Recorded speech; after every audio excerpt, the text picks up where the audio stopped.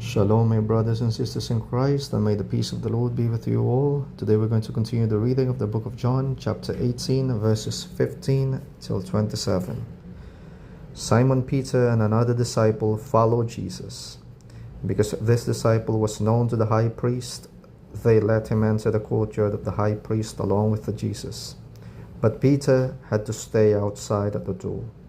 The other disciple, who was known to the high priest, went out and spoke to the maidservant at the gate and brought Peter in. Then this maidservant on duty at the door said to Peter, "So you also are one of his disciples?" But he answered, "I am not." Now the servants and the guards had made a charcoal fire and were standing and warming themselves because it was cold.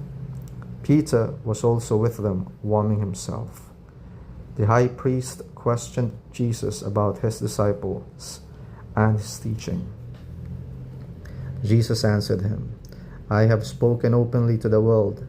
I have always taught in places where the Jews meet together, either at the assemblies, in synagogues, or in the temple.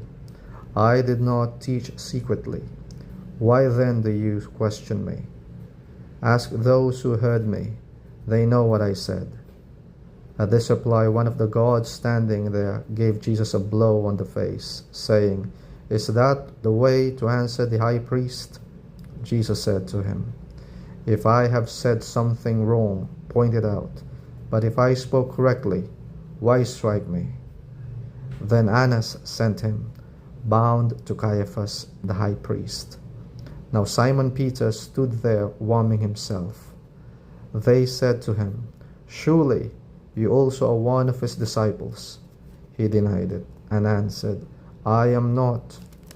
One of the high priest's servants, a kinsman of the one whose ear Peter had cut off, asked, "Did I not see you with him in the garden?"